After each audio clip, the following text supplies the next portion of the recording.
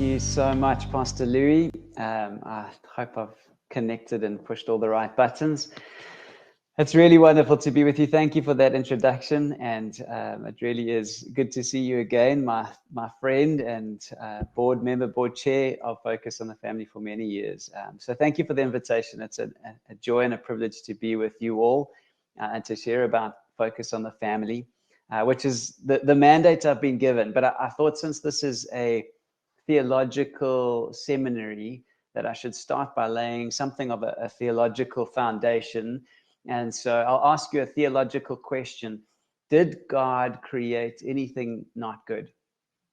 Now, since this is, I see you've been told not to raise hands or anything, I'll keep it a rhetorical question. But when I speak to audiences, I'll often ask this question, and generally people will shake their head. No, of course, God didn't create anything not good. But Genesis 2:18 says something a little bit different. But the context is that God is in the midst of his creation. He's speaking things into existence and then declaring their goodness. It's sky and sea and earth and animals and fish and birds, and it's good. It is good. It is good. But Genesis 2:18 starts with those words, "It is not good for man to be alone."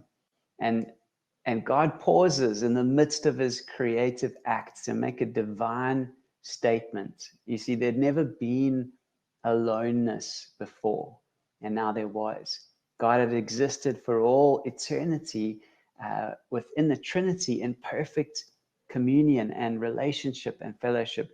And so it is not good for man to be alone, because it's contrary to the nature of God. And so when in Genesis 1:26, where the Trinity says, "Let us make man in our image according to our likeness," God is about to make something that in a physical way bears the image of God. And it wasn't just Adam. He creates Eve out of the side of Adam. And the first thing he does with humanity is he has a wedding. He blesses them and he says, "Be fruitful, have children." And so you have in the Trinity, Father, Son, and Holy Spirit, and then in family, husband, wife, and children, placed within this social institution in relationship with one another. And it's this incredible picture of the triune God that's stamped upon this very first institution that he ordained. And there is an enemy that doesn't like family, I think primarily for that reason. There's an incredible picture. It's a painting by an artist by the name of William Blake. And he depicts Adam and Eve in this loving embrace before the fall of man. And above them, Lucifer is flying over, and he's looking down at them with this scowl on his face. And it's as though he's looking at them and he's thinking, I know somebody else that shares that kind of intimacy and fellowship and communion and community and unity. It's the Trinity, and I hate them. And so I need to break this thing apart, because it is an image and a representation and a reminder of that thing that I hate. It's a reminder of the very image of God. And so it really is an absolute joy for me to be involved in this ministry of family, something that I truly and honestly believe is so close to the very heart of God. And so Focus on the Family started 45 odd years ago in the United States.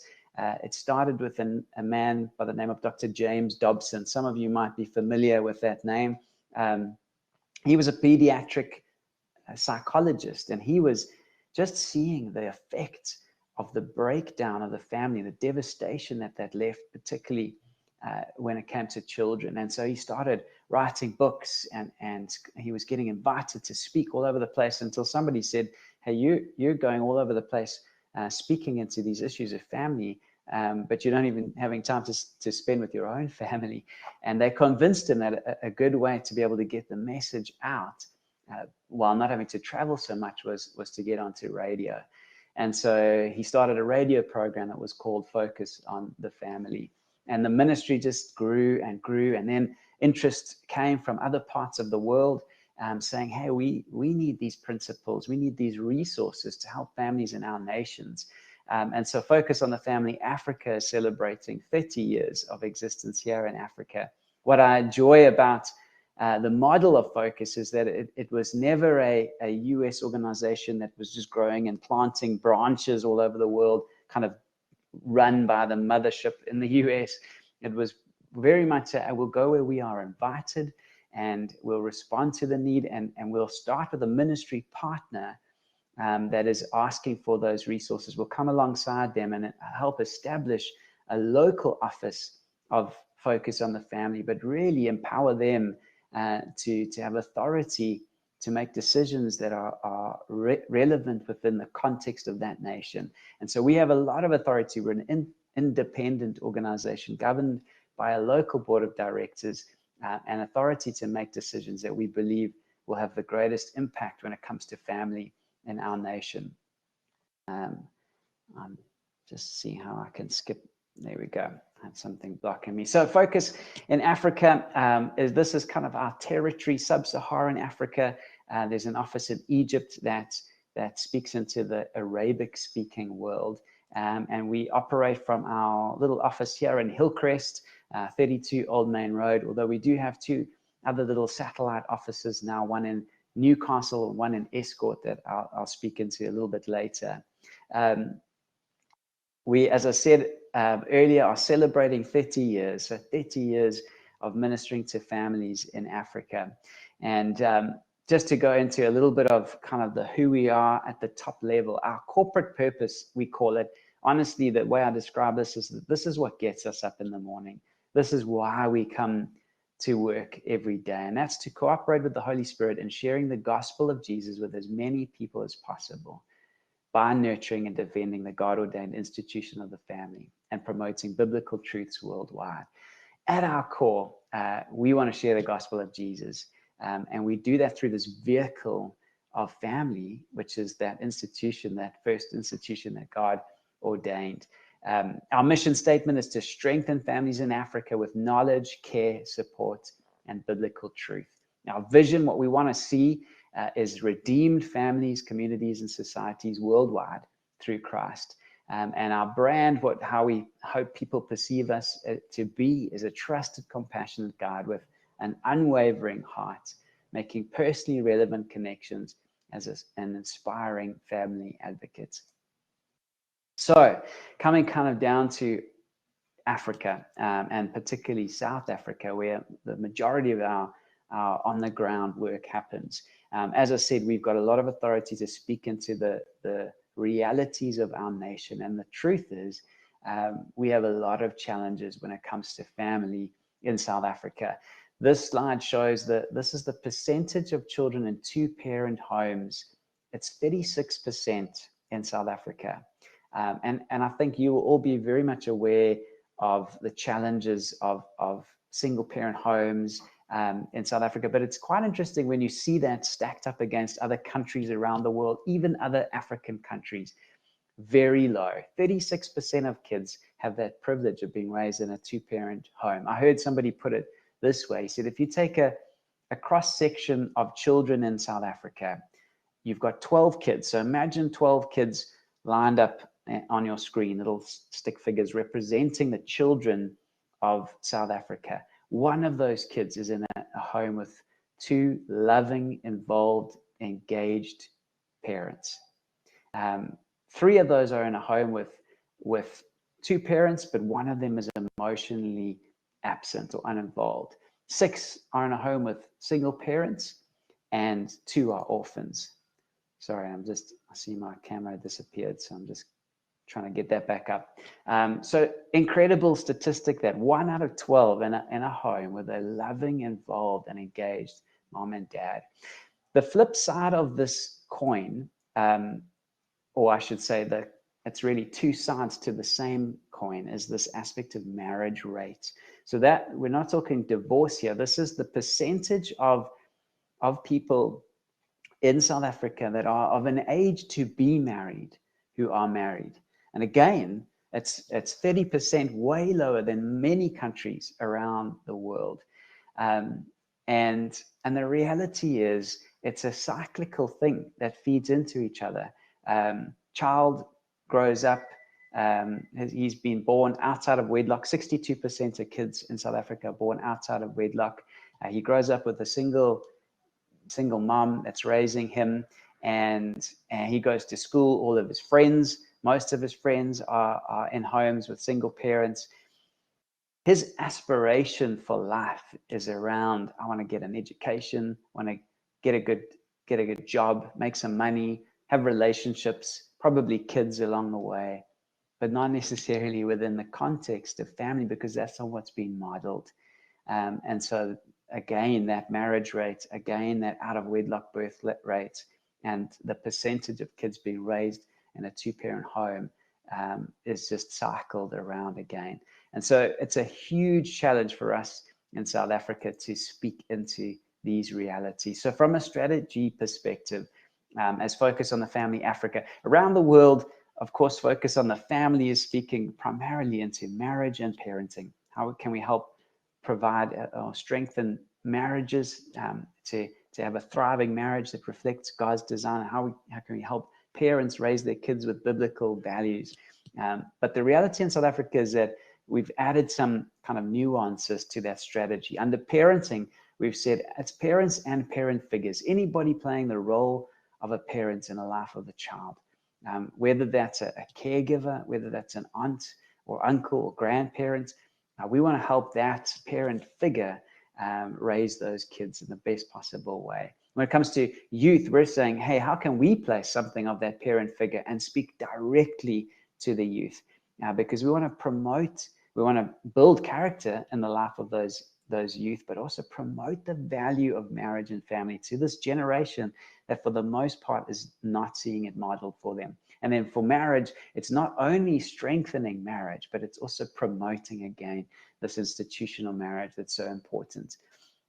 And we run a ministry impact survey every couple of years. In fact, we're in the midst of running this right now, so we're hoping to get some fresh figures that we can share.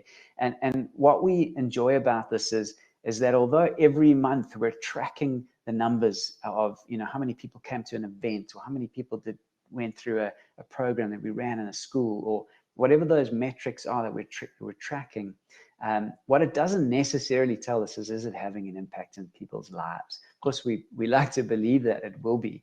But what this ministry impact survey shows us is that it's not just when you flip up the bonnet of a car, it's not just to see is the engine firing. That's what we're tracking with those numbers, but it's actually, is the car winning the race? And so this helps us to just see, hey, we're making an impact. So marriage in a 12-month period, that's what this assessment gives us. And it's done with a consultant in the US that helps us do this very scientifically, very conservatively, based only on the people that we have a name for. And what they told us is that in 12 months, 1,400 marriages were saved through the work of Focus on the Family. 9,300 parents were strengthened. But the one, quite honestly, that we celebrate the most is in that first column, and it's Decisions for Christ, 2,100. That means that more than 5 people every day made the most important decision they could ever make, an eternal decision, through the work of Focus on the Family. And so we do value measuring the effectiveness of the ministry that we have. How do we do this? So let me get into this is Practitioner Month, I see for you. So in practice, what are the different tools and ways that we are able to reach out to families? Radio has always been, since the days of Dobson, who started that program, Focus on the Family. That's still our largest reach in terms of just reaching large numbers of people with content that can help them. And so we've got about 60 plus radio stations across South Africa and the rest of Africa that are airing those radio programs. But in this day and age, we've tried to make those programs as accessible as possible. The flagship program is a half-hour program of its daily advice and encouragement on family issues, marriage, parenting, faith primarily. And we've got a range of programs. There's kids programs and there's short format programs, but that half-hour program really has got the potential to make a huge impact, not just as a once-off, but on a daily basis, investing into people's lives. And so we've also been able to make those accessible through all of those podcasts, Spotify and iTunes, and then even through an app that we just were able to launch towards the end of last year. And so we've got the Focus on the Family Africa app. People can get on, download that app and have access to all of those radio programs, scroll back, days and weeks and months, and make sure that they're able to gain the content that's coming through those airwaves on a daily basis. What we do with that program, so a lot of the content still we're able to access from the States, and then we're doing a lot of locally produced programs as well. But even the programs that come from the States, we add our call to action at the end of that. So we're able to contextualize it and say, okay, you've heard this program that's spoken into your marriage. What next step can you take? We want to encourage you to get this book that the author was just speaking about. Or maybe there's counseling that you need, or an event that you can go to, or there's something on our website that we can point you to. And so we're able to play that role of bringing it home to South Africa and Africa.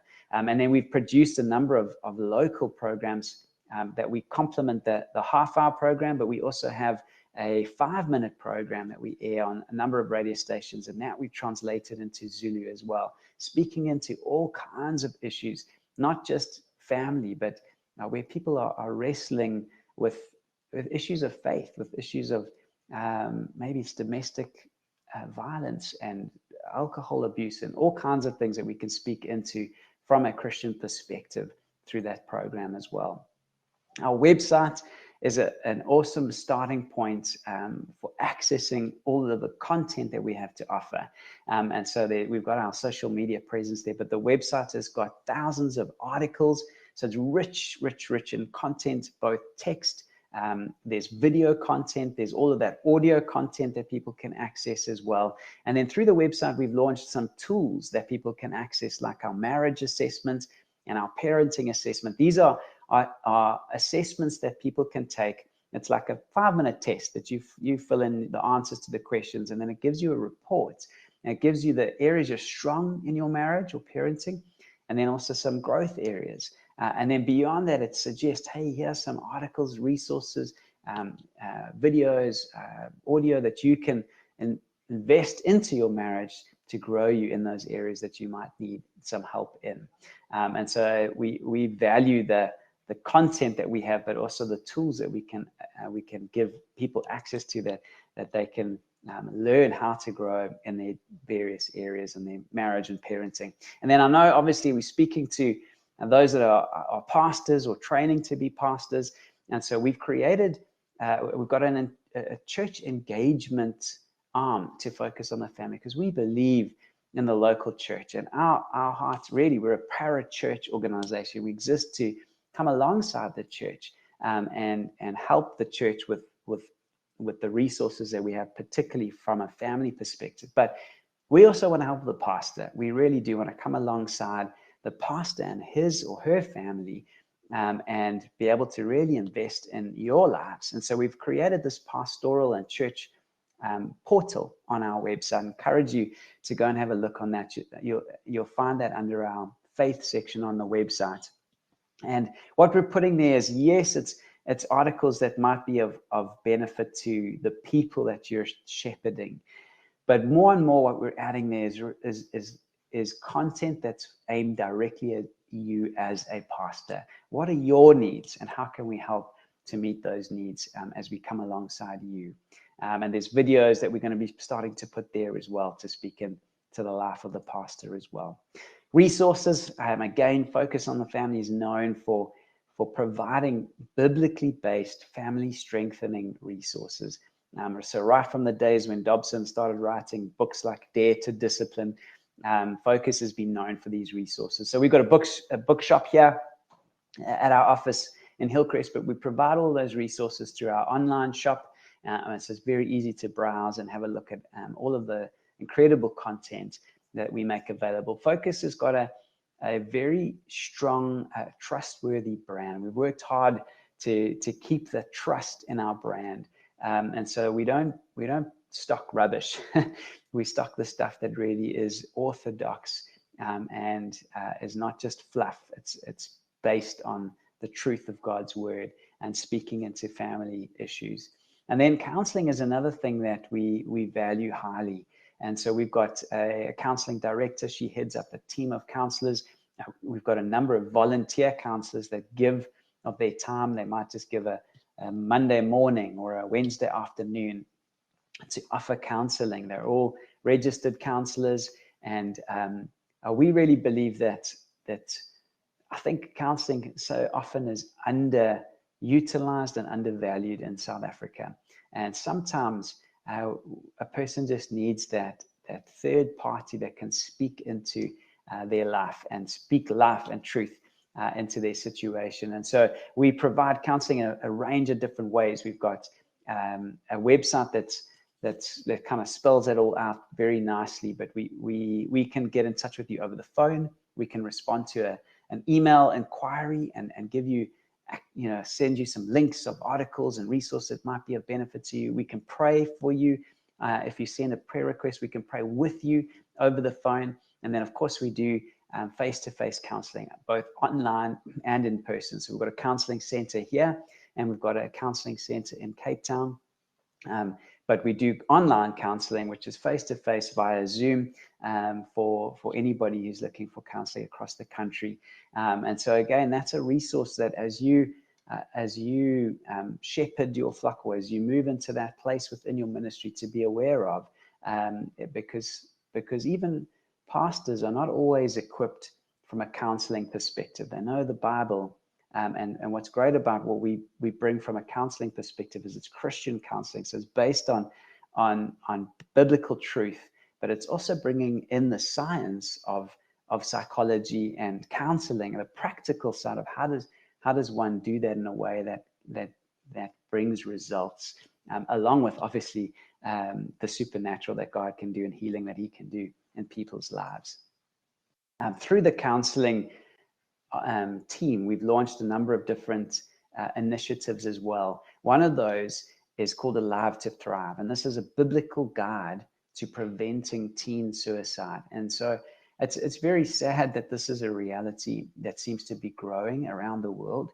But this is an incredible curriculum that was put together by counselors and psychologists and psychiatrists and even medical doctors, but all from a Christian and a biblical perspective. Very, very comprehensive curriculum that we make available freely through our website. There's videos you can watch. You can download the entire ebook of that guide.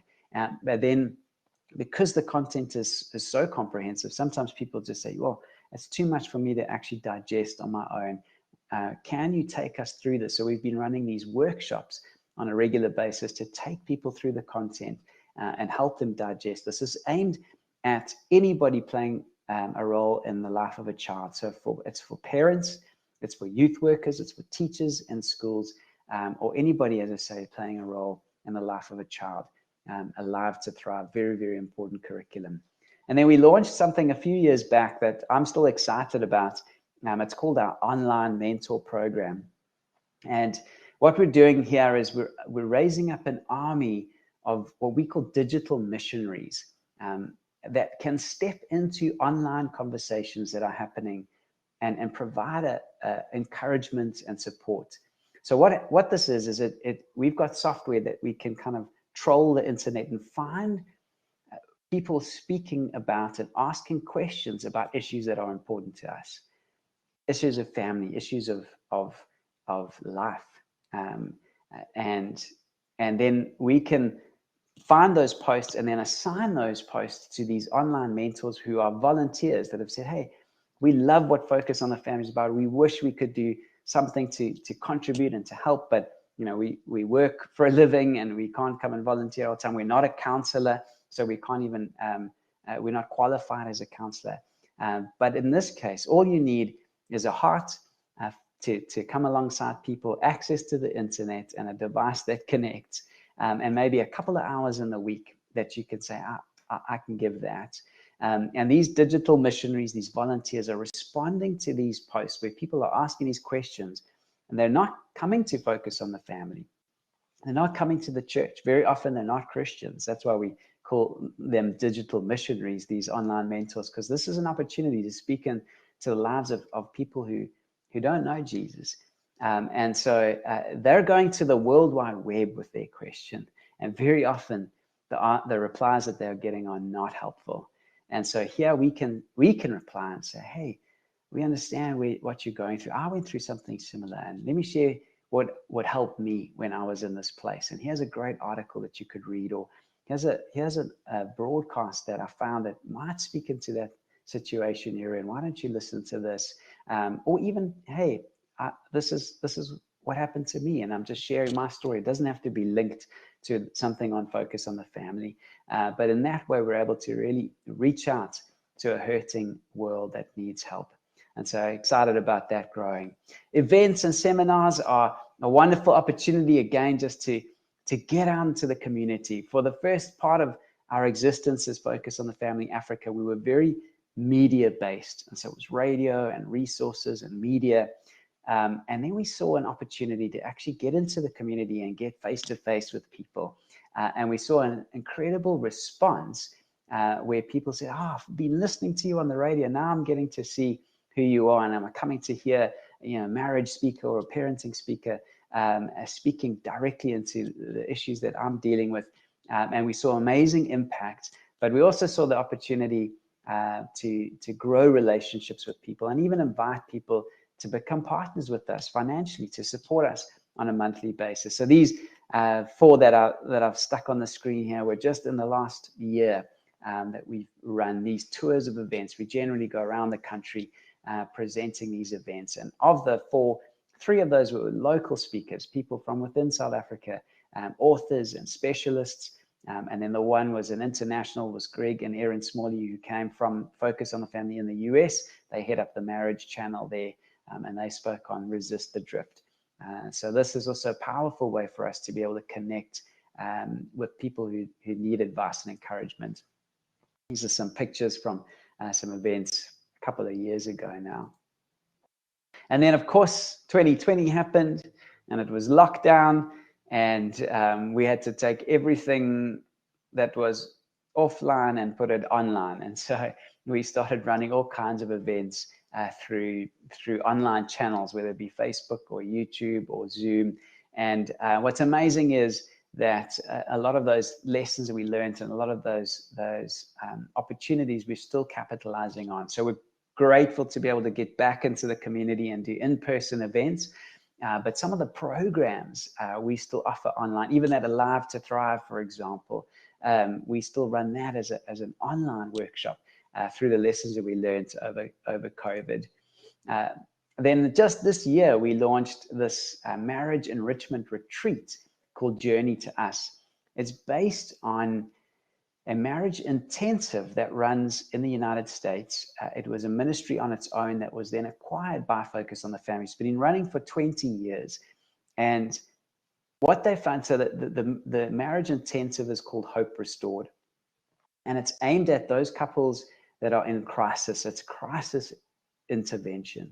And so most of the couples that come to these marriage intensives already have divorce papers drawn up. There's often been infidelity, or there's been some major breakdown in the relationship. And they're coming to this marriage intensive as a last-ditch effort to see, can we rescue this dying marriage? And what they found through the research over 20 years of running these marriage intensives is that 80% of those couples stay together after going through this intensive.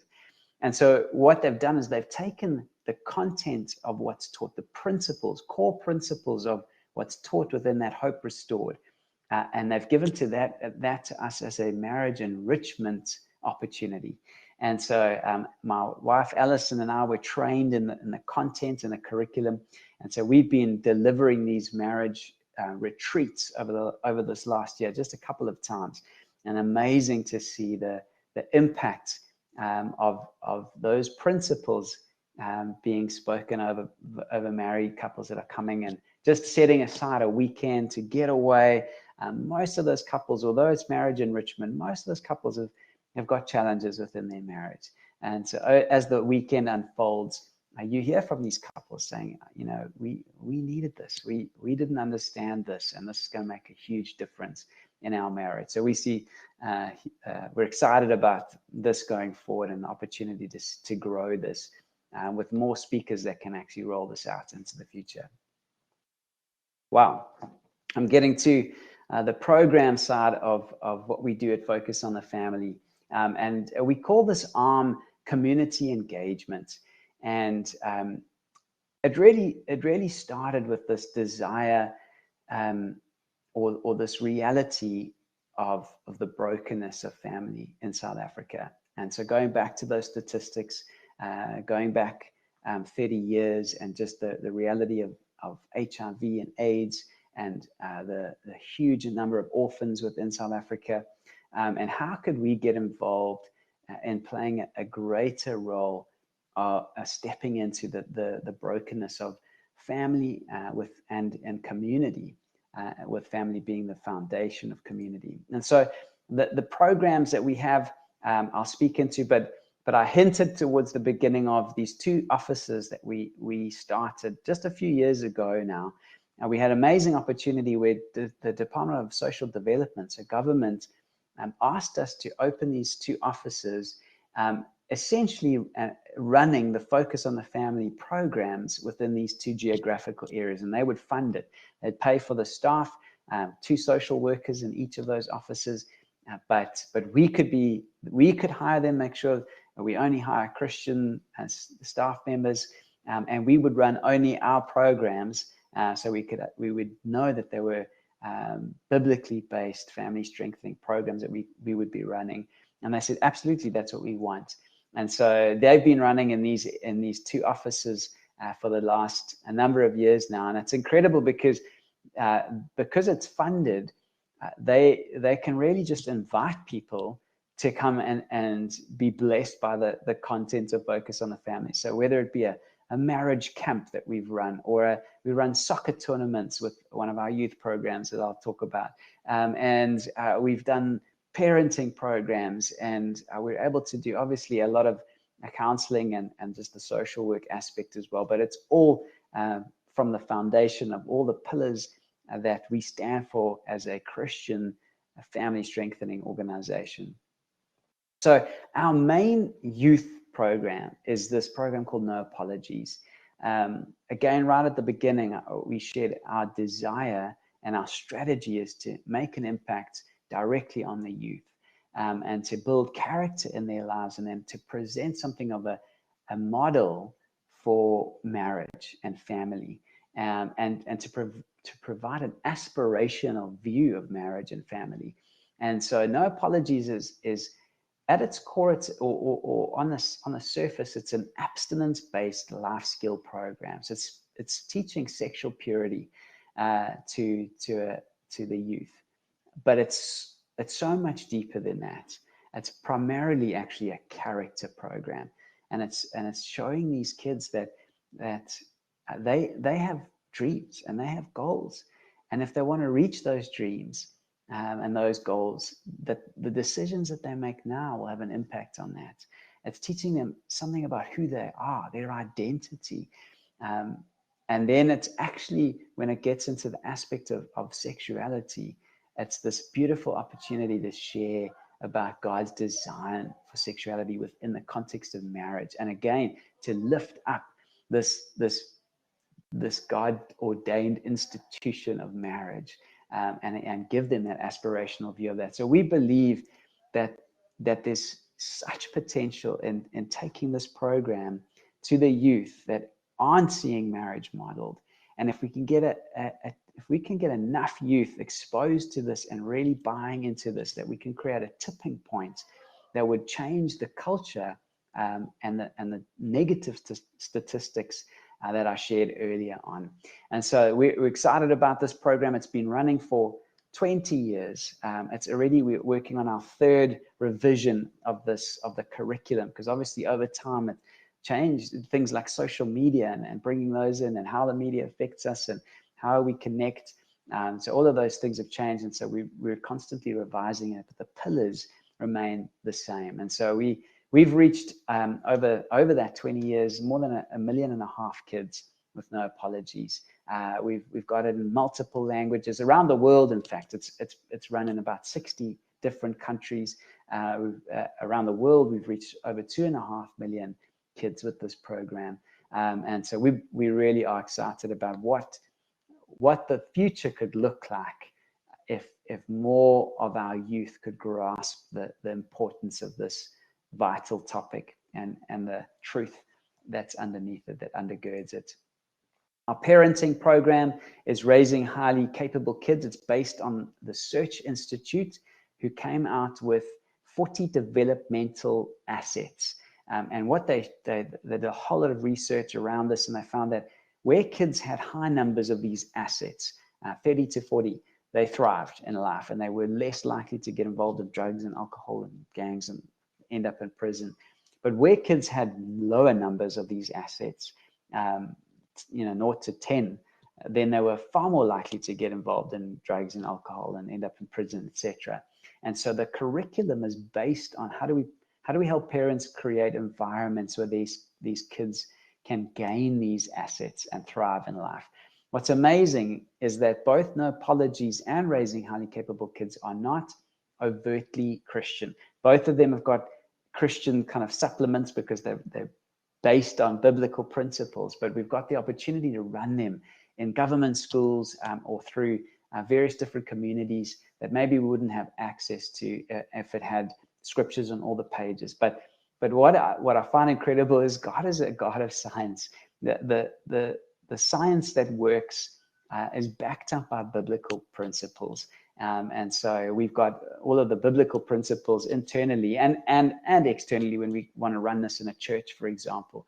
But we're able to get out into the community and show them something that works. And then in the process, particularly with No Apologies, we've got an opportunity to share with these kids, hey, the reason this is possible is because we've got a God who helps us.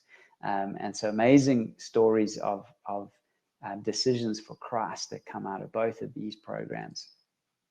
And then, as I talked about, our Orphan Care was really birthed out of that desire to step in where family is broken. And so we started this Orphan Care initiative many years ago, and it's gone through different iterations of how we can step in. But essentially, the model has been survive, thrive, succeed. So how do we help with basic necessities, food and clothing? We provide food and clothing. We've done things like built ablutions and provided water and various different just appliances for the homes, etc. So it's basic necessities. And then Thrive, we bring in our programs and teach aspects of character to the kids, and then help the caregivers with raising highly capable kids and discipleship. And so the Survive, Thrive, and then Succeed typically is how do we help them become self-sufficient. And the general understanding of that is that they would get a job, they'd be able to look after themselves, they could break the cycle of poverty. But at our heart, we don't want to just break the cycle of poverty. We want to break the cycle of orphanhood, because an orphan could grow up and maybe become self-sufficient and get a job and still produce orphans of their own. Unless they can grasp something of God's design for family, then hopefully they will not only have a successful job, but they'll also have a successful family. And that's our desire, to try and bring that across as we connect with these kids through this Orphan Care initiative. And then under that, we've launched various programs. I mean, our No Apologies and our Raising Highly Capable Kids all falls under this community engagement. And we work, we provide food and various necessities along the way, depending on the level of need within those communities as well. Our Tales of Hope program is a child-headed household program that was birthed out of a counseling intern, actually, who came to focus on the family to do her internship. And we quickly saw she had so much passion and energy for youth. We got her trained in No Apologies, and she was out facilitating this program. But then we heard her heart, and she really had a heart for kids in child-headed households. And that was because she had come from a child-headed household. And so we worked with her to produce this curriculum and begin this program called Tales of Hope. And now it's been running for many years. She's long since left. She got married, which was a beautiful story on its own, and moved off to the Eastern Cape. But this Tales of Hope program runs for 13 weeks, and it's speaking into practical issues, budgeting, how do you manage a household as a child yourself, but it also speaks into emotional issues. How do you deal with grief? And then it's practical aspects of how do we provide food and clothing where we can, and then it culminates in a graduation ceremony where these kids come together and are able to just share their experience. It's amazing to hear their stories. It's both heart-wrenching and heartwarming to hear the stories of those who've just got such incredible difficulties, but who've risen above those challenges, and to hear them share of how this program has had such a powerful impact in giving them hope, which is the design for it. We've got a group of young people who've joined us as part of our youth employment initiative, and they get funded through a youth at work program. And so it's amazing to be able to use them as facilitators, many of them, for our No Apologies and program, speaking into the youth. And then some of them are working in finance and other areas as well. And then in April this year, we also responded to the reality of the floods that happened in KZN. Again, just out of that aspect of, hey, we want to provide content to families, but the reality is when something like this has affected families around the corner from us, how can we step in and actually get our hands dirty and provide the basic necessities that are needed in this time? And so through our partnerships that we already had, we were already getting food in for our orphan care work that we do. We come alongside 7 different care points within our orphan care initiative. And so we've got a warehouse where we store food. We could get access to more food. And so we're able to actually respond very quickly to the need after the floods in April. And so we were able to provide those meal packs that were enough to feed a family for about 2 weeks. And we had about 200 of those that we distributed across KZN. And then we provided hot meals at various community centers on a number of occasions, more than 600 people that we were able to feed over that time. And so that was us just stepping in where there was a need that was going to impact families ultimately. And I think that is where I'll bring my presentation to a close. It really has been a joy to be able to share. I know it's a lot, probably just like drinking through a fire hose of all the stuff that we do at Focus on the Family, and look forward to answering any questions that you may have.